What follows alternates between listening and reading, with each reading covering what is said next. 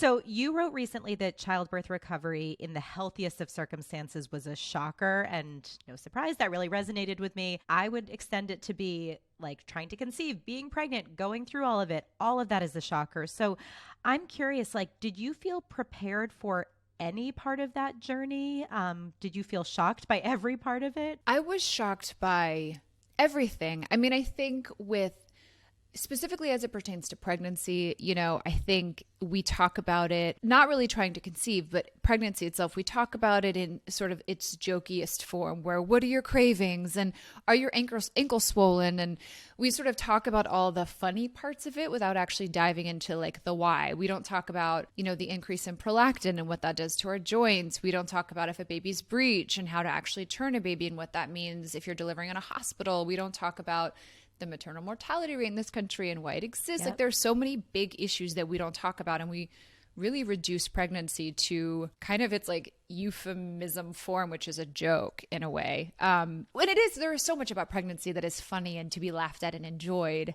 But yeah, so much of it was shocking to me. Yeah, that's such an interesting way of looking at it. And I would say we reduce postpartum to like, you no longer exist. Like now you should just go back to being the woman that you were. And we're no longer interested in how your body has changed and what you look like. And you better get right back to it. And it's no longer okay to talk about like, oh, the crazy things that are happening to my body. It's like, nope, you're not pregnant. You don't get to play that role anymore. Yeah, we reduce it to pounds lost. It's and is your baby sleeping through the night? And it's funny, again, I had the most wonderful medical care. I love my doctor. I love the nurses. And as a matter of fact, I had the same crew deliver both of my kids. So there was so much familiarity and safety for me. So it's interesting that despite the fact that I had wonderful care, and again, the healthiest of pregnancies and deliveries, for the most part, there were little things here and there, but nothing that wasn't manageable, that it was still really challenging. And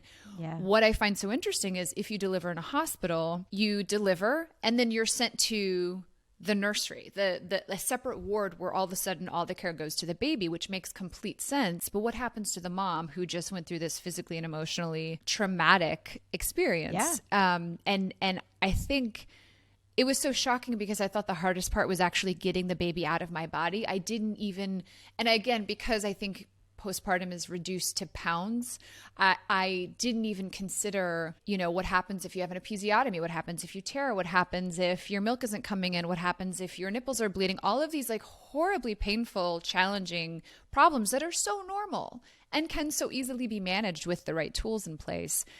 It was all really surprising. I found it very surprising too. So I want to get to your story and sort of travel back in time. When did you first know that you wanted to be a mom? Oh, goodness. I'm trying to decide whether or not it was a decision or whether or not it was just culturally something that as a woman you were expected to do. I know that I've always wanted to have kids. I always saw that in my future, but I don't know from when that started or why. But forever I've wanted to be a mom, and the timing of it was not super planned. And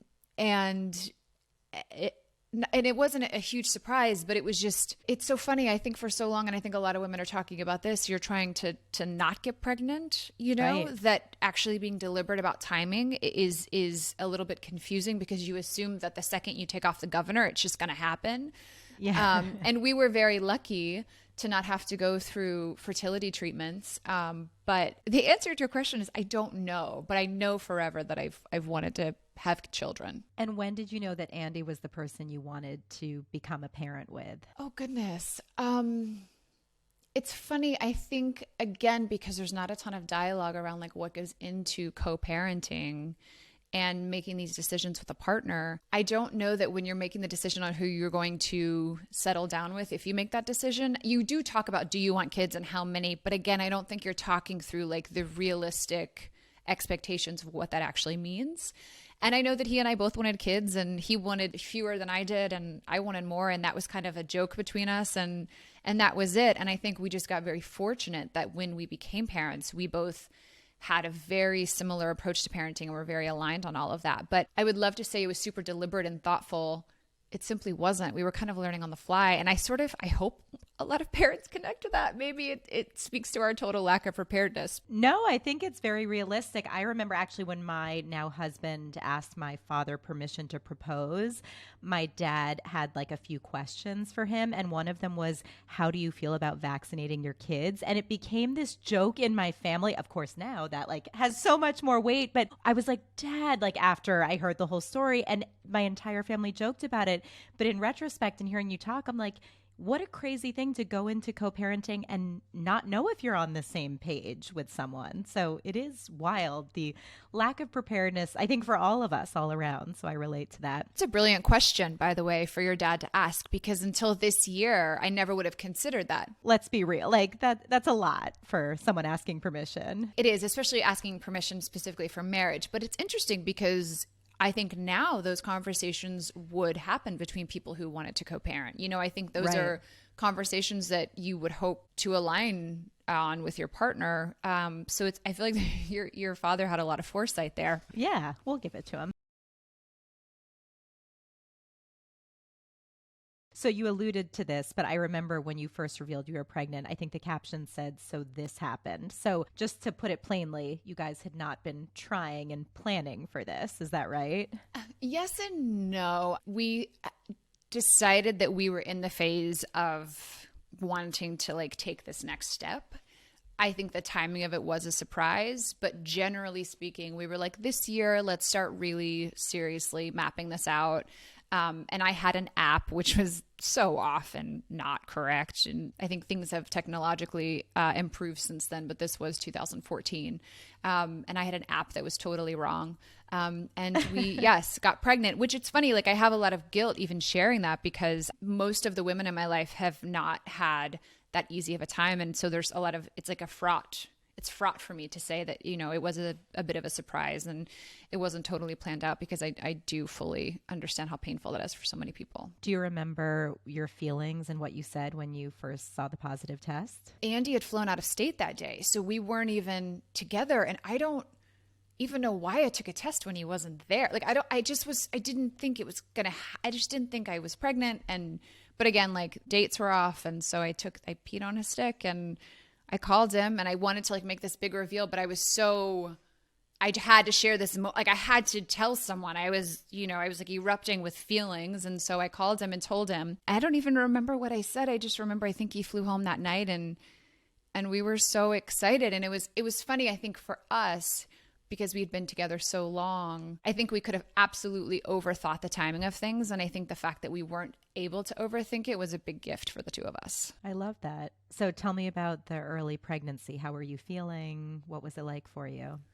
This is a strange symptom, but I was really cold, like very cold all the time, shaking, shivering, cold. And both of my pregnancies made me anemic, and I'm still anemic now. And I think that's why I was feeling so cold. And I was just so tired, like couldn't walk across the room without taking a nap, tired.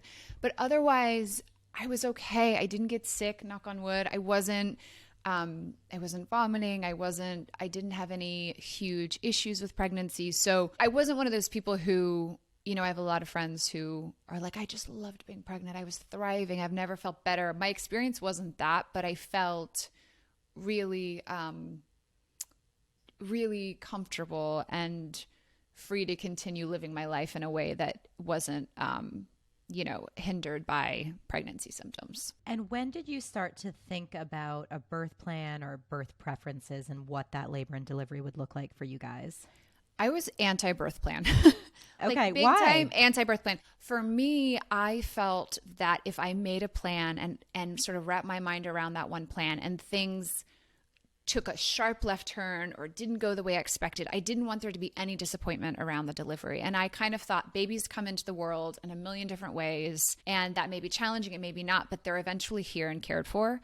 And so I'm going to have to just roll with the punches, and my body's going to tell me what my body's going to tell me. And I had, ideas around what I wanted it to look like, which it did not.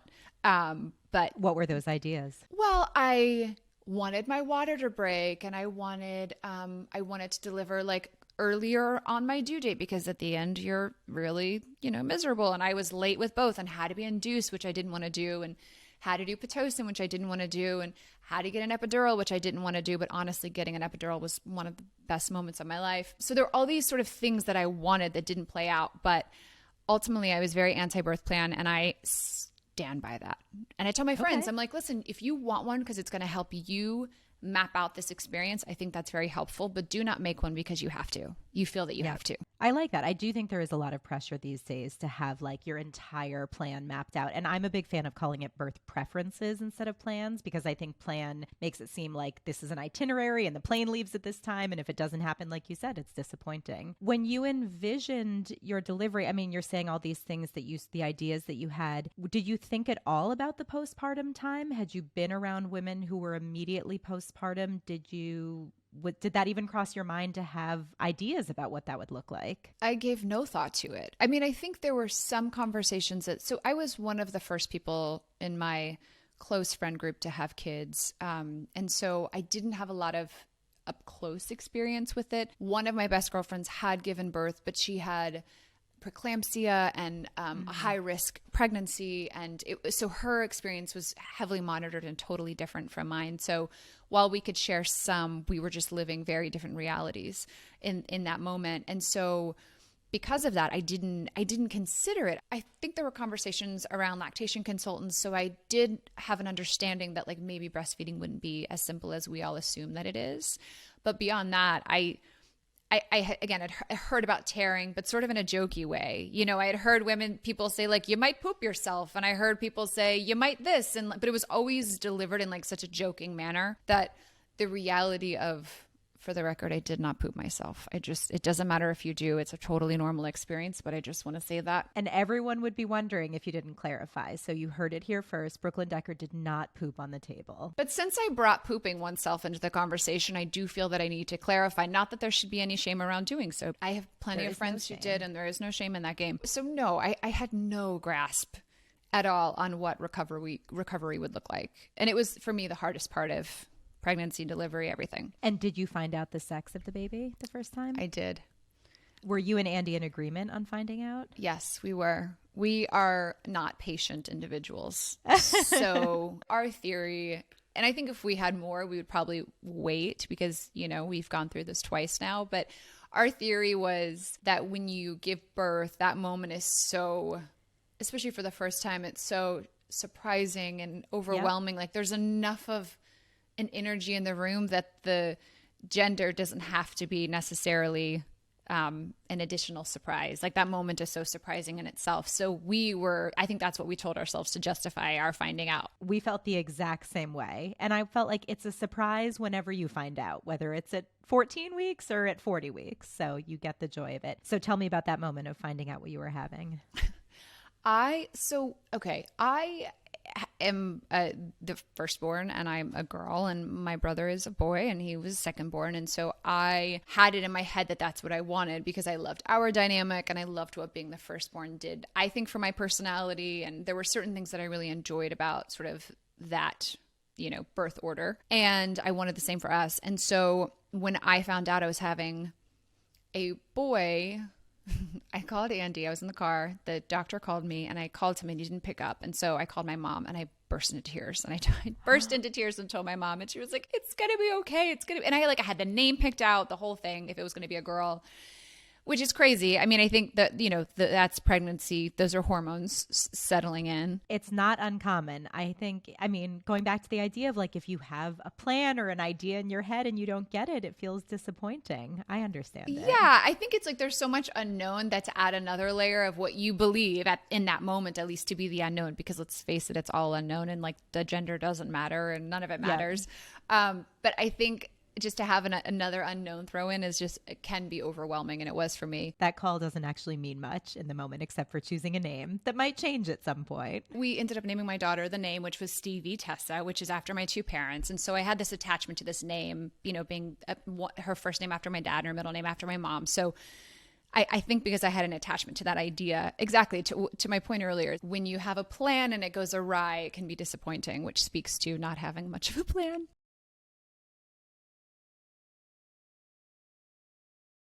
So you get to your due date and it sounds like it passes. Yeah. So do you remember how many days past you went after 40 weeks? I delivered at 41 weeks. So tell me about that process. You were induced. So walk us through like that day and everything that happened. So I love my doctor, and I really wanted sushi. I really wanted like a good sushi dinner. So we went to our favorite restaurant in Austin called Uchiko and got sushi. And at this point, it was the end of my pregnancy, so no one was concerned. And we had they opened at 5, and we had this awesome sushi dinner. And we drove to the hospital, and my mom met us there. Now, my mom is a retired critical care nurse. So I think that also is a reason why our experience was so lovely, because we had, not that we needed an advocate because our healthcare was so wonderful, but I think we just had someone to translate medical terminology in the room who we trusted. And they started to like get everything going. And I was not opening up. My body was like, no, you're going to stay in there forever. They were worried about me going later than that because Hank at this point was 8.5 pounds. And so they were worried about meconium and all of these things that can happen if, they go over. So nothing was working. So we stay overnight. And then the next morning they come in, and this is at this point, 13 hours later. And I was like, I've been contracting all night, and they come in and I'm like, okay, how dilated am I? Like, where are we at? The doctor checks and he goes, you're not even a fingertip, not even close. It's the worst. You're like, am I at 9? And they're like, no, not even. The same thing happened with me. I never got past 3. And like I was like, I bet I'm at like 12. My husband's like, I don't even think 12 is possible. And I'm like, no, I'm going to overachieve with my cervix. But yeah, it's so disappointing when you hear that. And you've been contracting all night. Like I was feeling it. I'm like, I know I'm opening up. I'm visualizing. I'm like doing all the things that they tell you to do, and nothing. Were you nervous or anxious, or just wanted to get things moving? What was your mental state? I wanted to get things moving, and I also had it in my head that I was going to try to not have an epidural. I don't know why. I don't know why we do this to ourselves as women. We like tell ourselves that we're better women and we're stronger if we can forego drugs. And I had that for whatever reason in my mind, that I'm going to do this. I'm tough enough, when it simply is just there's so many factors that come into play. It does not speak to one's strength. It's so true. So I just interviewed Allison Felix, the like 7-time gold medalist. And she's like, I thought, of course I won't need an epidural. Like nobody is stronger than me. Same thing with Shawn Johnson East, also an Olympian. Of course. It has nothing to do with how strong you are. They both needed epidurals. They both had C-sections. But I think you're right. We sort of say like, this is what my body was meant to do. This is what women were put on this earth for, which of course is not true at all. But you kind of are passed down this idea, and it feels like, well, I should be able to because other women can. So it's hard not to feel like a failure. That's precisely it. You're like, well, women have been doing this for centuries. I kept saying that to myself. And then finally my mom said to me, she goes, well, yeah, but women died. And that perspective was really helpful in the moment. But to answer your earlier question, I just simply was trying to, there was really no anxiety. It was like, this is time. I know it's going to hurt. It's temporary. I can work through the pain, which I could not do. And then a few hours after that, they came in again, and I was like, okay, 4 centimeters. And he comes in, he goes, this was like 3 hours of Pitocin. He's like, you're 1 centimeter. You're 1 centimeter. And I just thought, oh, there's no way. I mean, it's now been 15 hours and I'm 1 centimeter on Pitocin and no epidural. Like I gotta figure this out. And so they came, it was actually a friend of mine was an anesthesiologist, and she came in, or are they called anesthesiologists, the people who come in and administer the epidural? She came in. She's one of my favorite people in the world because she took me out of the worst physical pain of my life, and she gave me an epidural, and it was like the skies opened up and the sunshine was shining down on me. And in a matter of an hour, I got from 1 to 9. I think my body was just able to relax. Like I didn't feel like I was holding on or clenched or stressed, but clearly my body was saying otherwise. And so, in about an hour, I got to 9, and I started pushing, and I pushed a little too hard, and, got some tearing. But he was out and healthy. So it's funny, like the actually act of my body opening up my body wasn't doing it on its own. 8 days or 7 days, whatever it was after the due date. But the actual pushing was, I think he had been hanging out down there for so long. The act of pushing was much easier. Yeah. And do you remember what you said when you first met him and held him? Oh my goodness. I was just sobbing, crying. I was so emotional.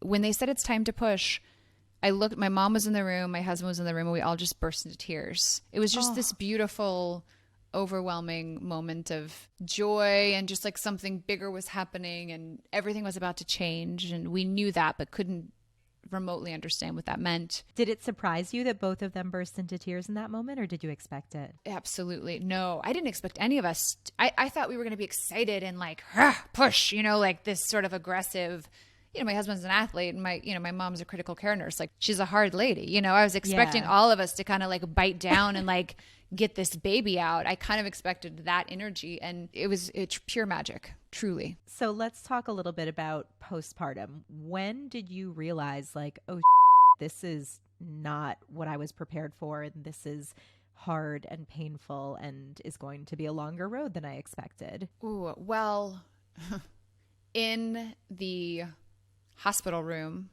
this is way too much information, but whatever. There's no such thing as TMI on this podcast. And we've I also already talked about like, pooping, so right, exactly, whatever. This is what women need to be talking about. So, my nurse Rebecca came in, and she goes, and I've never had a hemorrhoid, not just some context. And she comes in, and she goes, "Okay, so did you get any hemorrhoids?" I'm like, "No, Rebecca. Like, I pushed for 2 seconds, nothing. Like, this vag is pristine aside from the severe tearing, nothing." And she went down there and she goes, "Oh, honey." Basically like, you're wrecked. You're ravaged. You're wrecked. Everything's destroyed down there. And my best friend came that day. This, again, is too much information. My best friend came that day, and she, at that point, had not had children. And I'm like, "Jen, I can't look at it because I think it'll traumatize me forever, but I need someone to take in what's happening down there." And I took her to the bathroom, and I literally like bent over and had my best friend take just a physical record of what was going on so someone could tell me what was happening, because so many people had commented on like, stitches and this and that. And she's like, "Okay, yep. Now it's seared in my brain. There's physical record. We know what happened." And yes, now she has to carry that with her the rest of her life. And that's friendship right there. And then the clots started to come. And my mom, being a nurse, but not labor and delivery, was like, "This is in any other circumstance not normal." So I just want to be really clear. Like, it's like you're going to the bathroom, you stand up from the toilet, and you're seeing clots in the toilet. Yes. And they're bigger than you would have liked to see. Yeah. I'm seeing it in the toilet. I'm seeing them in the like diaper mesh short pad ice pack situation that's all layered under there. And the nurse came in and saw them, and she goes, "These are totally normal. If they get any bigger than a golf ball, call me. They're totally normal." And we're like, "Okay, bigger than a golf ball. We're good." And again, just another sort of shocking part of post birth that no one prepares you for. That's totally normal. Right. Yeah. And so did they ever get bigger than a golf ball? No. Almost, but no.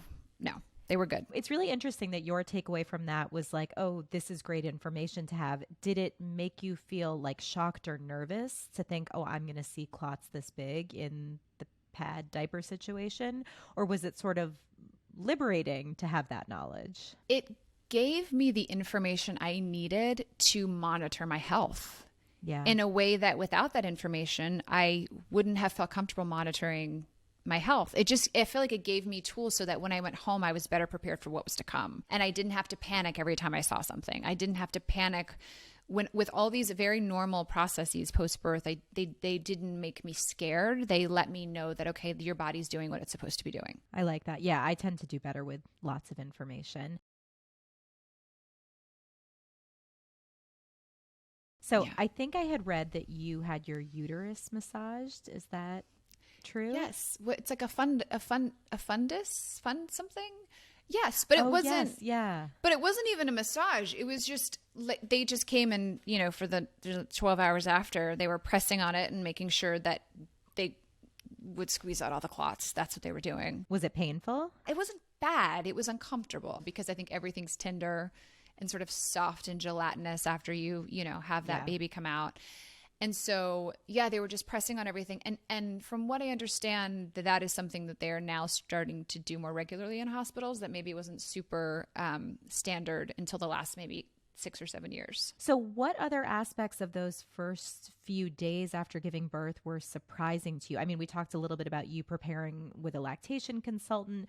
Were there other parts, really just in those first like 48, 72 hours that you thought, oh my God, nobody prepared me for this? Well, Hank was pretty jaundiced, so we had to stay for a few days extra in the hospital. And in that time, they wanted him to go to the bathroom and to get out the bilirubin in his blood. And so they wanted me pumping. So usually they don't try to get you to start pumping in the hospital. They kind of tell you about it, but they try to get the baby to latch. And so we were trying to get him to latch, but he wasn't getting enough. And so then I was pumping colostrum, and then they hooked up this little, thank God for my mom, they hooked up this like a tiny little baby IV, and they taped it to my breast, and so that when he was nursing, he could have both the IV of pumped colostrum and the actual colostrum coming out. So there were all these like weird things where I had him, I was hooked up to a pump,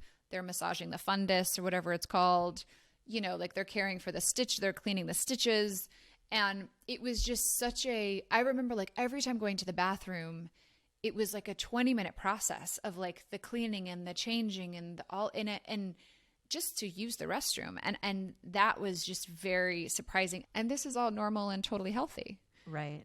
So it was just a really taxing, difficult time. And it was totally with a healthy delivery. When did you and Andy start feeling ready to think about a second child and growing your family?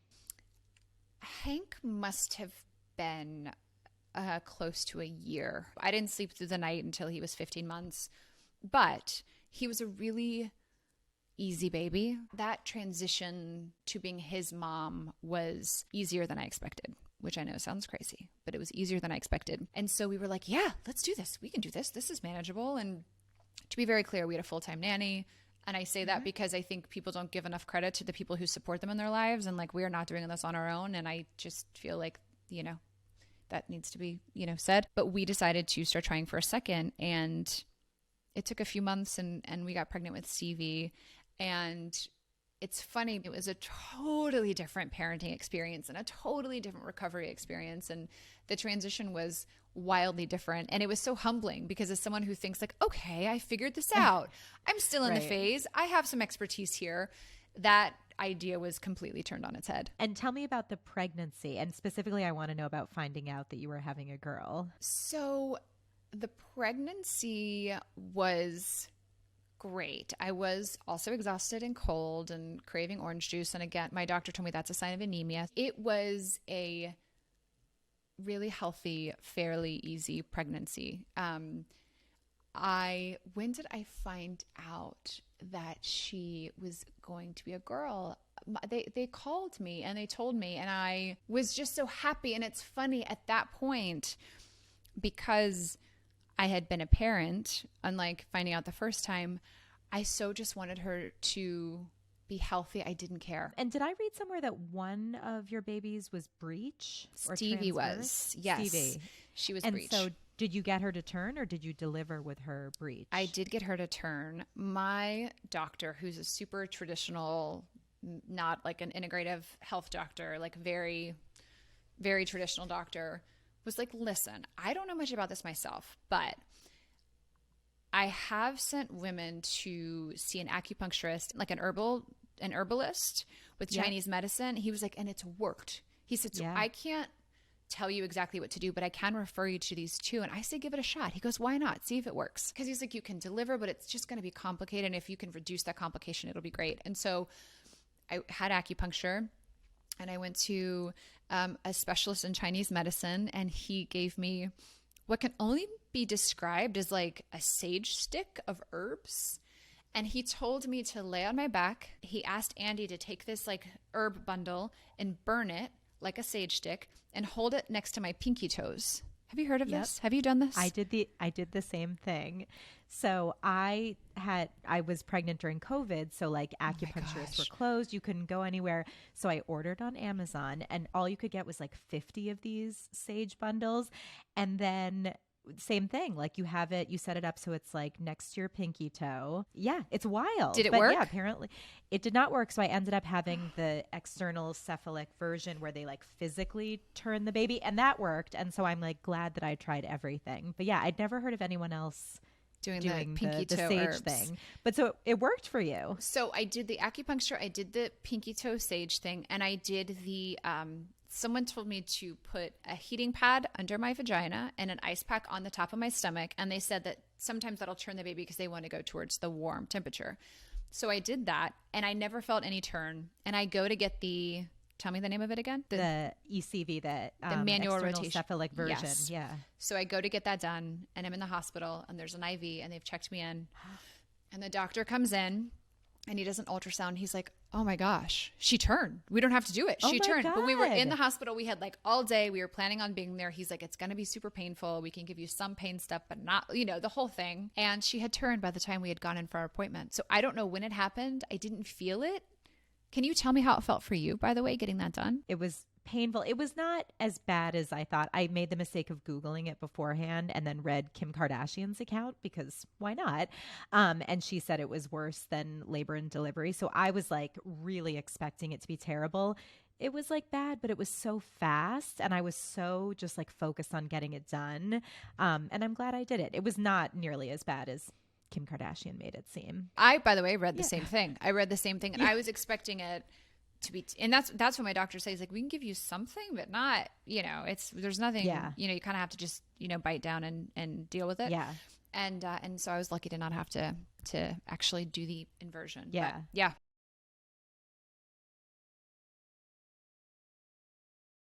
Was your mom in the delivery room again? She was. So was it Andy, your mom, and you? It was, yes, it was. And the same nurses and everything. Yes. Oh, that's so wonderful to have that amazing. Consistency. And what was it like emotionally? Did you all burst into tears when you started pushing again? Oh my gosh, burst into tears. I mean, it was so funny. The deliveries were so alike. We burst into tears, and it was beautiful. And she was smaller than Hank, which was surprising because a lot of times the second baby is larger than the first, and she was smaller, and she just slipped right out. And hilariously, the doctor came in because, again, I will go from like a fingertip to 9 centimeters, and the doctor runs in and he's throwing on the covers to go over his boots, and I'm laughing because it's such a chaotic moment when I'm ready to push. He's like, don't laugh, I can see her, don't laugh. Oh my God. Which is making me laugh more. And he's like, no, seriously, don't laugh. And he was like, Tessa, my mom, he's like, get down there, I gotta he was trying to cover everything up so he could be sterile.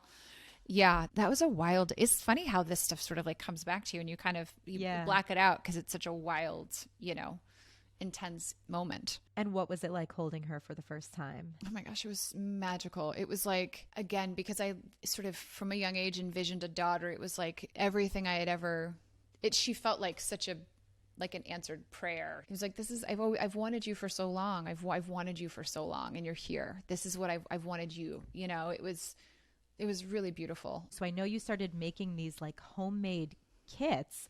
Was it your delivery and postpartum that prompted that? It 100%. I remember when Hank was feeding once, and this was in the first week of being home with him, he pulled off my breast, and it was after a feeding, and he had blood dripping down his lip, like just a little bit, but blood dripping down. And I burst into tears because I'm like, what have I done? What did I do to him? He's going to get sick. And I called his pediatrician, and she's like, honey, that's totally normal. That's totally fine. Your body's learning how to do this. But again, it was like one of those things where in the moment it is so painful, you're crying through it, and your baby comes off and they have blood on their face because you're bleeding onto them, and you think you're causing all this harm, and it's a totally normal experience. And so I was like the expert on nipple care and balms and ice packs and stitches care and not being able to wipe when you go to the bathroom and spraying everything and all of these like gory, awful things that no one warns you about, because I think understandably women are nervous because they don't want to scare you. But I'm a more information person, just like you. Like, let me know so I can prepare and digest. Yeah. And so I started making these kits for friends because, I remember sending Andy out to the pharmacy to grab things, and he didn't know what he was looking for. And it was just such a chaotic time. And if I had had a kit there with like notes, this is what you're going to need for your vagina, this is what you're going to need for your breast, this is what you're going to need for a baby, it would have made that phase, that adjustment, I should say, so much easier, just more manageable and safer. So talk about how these homemade kits sort of then like evolved into something more official. It's so funny how it happened. It happened so organically. So I was making these kits for girlfriends, and I actually made one for a friend of mine who had a husband who was an entrepreneur. And around that time, they were on a double date. And I had just delivered a kit to his wife, and it kind of scared them both because it did have all these like notes and all this stuff. And they're like, are we really going to need all of this? And so they started talking about this like funny thing that Crazy Me had sent them. And his friend's wife said, oh my goodness, I'm starting that company. She was doing the same because I was about to have my second. And she created Bodily, which has gone on to help so many women ease into this next phase of life. And they actually last month just launched a miscarriage box, a loss box, because when someone goes through that loss, they're oftentimes actually experiencing a lot of the physical recovery that one has to go through after they deliver. Right. And there aren't any resources to help them both emotionally and physically through this time. And I saw that you also have a C-section specific kit too. It's so great. There's special underwear that are really soft and high-waisted so that they're very soft on any sort of incision areas, both on a C-section or vaginally. But what I actually find is most important in these boxes is the bras. And the reason why is because she has, I think it's 3, might be 4 now, different bras that are for different phases of breastfeeding. And what I didn't realize until I had mastitis at 8 months postpartum with 104 fever, and it was horrible. What I didn't realize, which I should have known, was that underwire bras can cause mastitis and can affect milk production and letdown and all of that. And there are nursing bras out there, but I feel like we're only just now getting into a lot of production around goods that are there for different phases of breastfeeding. And so she has created very specific bras for very, very specific phases of breastfeeding so that they're mom safe, baby safe, lactation safe. And to me because I feel like the recovery is hard, but it's 4 weeks of pain. And then you're dealing with, if you can breastfeed or you choose to breastfeed, then you're dealing with like that schedule, writing the hours down and the pumping. And I feel like that takes up so much mind share on moms who choose to or who can breastfeed. And so those bras take away so much of that stress and the pain points that come along with breastfeeding. And I just feel like not only are they good for baby, but I feel like for moms, it's the best possible thing you can give her. Oh, I love that. I breastfed, but I never would have thought of that. Like the different needs at different stages. That's so smart. I hadn't really either great. Until it was too late. And my doctor said, are you wearing underwire? And I was shooting. I was in production. So of course I was wearing I was like wearing proper undergarments under costumes. And they're like, that causes this late in the game, that causes mastitis. You have underwire sitting on like a duct and it can turn badly. Was it really painful? It was horribly painful. It's so crazy. It was painful, but what was wild was that it was almost as if I was in a fever dream. I was so loopy from such a high fever, and I was having so much pain, and I couldn't put my arm down, and it was so hot. And I called my mom, who, at that time she was in North Carolina. We were in Texas, and I'm like, I don't know what to do, Mom. I have 104 fever. And she's like, honey, call the doctor immediately. You need to get on antibiotics right now. But I felt so out of it. I just was like, this hurts. Why do I feel so bad? I think at that point it was too far gone. I had waited too long. I think it's also that like you've gone through so much physically, like with pregnancy and delivery and postpartum, that you're kind of like, yeah, all right, this is how my body feels. And you just kind of push through it rather than dealing with it. You don't listen to your pain. It's funny because at 8 months, I was like, there's no way this is mastitis. It's my baby's 8 months old. There's just no way. And I just didn't give my pain any credit at all. I didn't know what was going on with me. As moms, you always put the needs of everyone before your own, which I think is instinct. And also it's what I would want to do. I want to take care of these little creatures, before I want to take care of myself.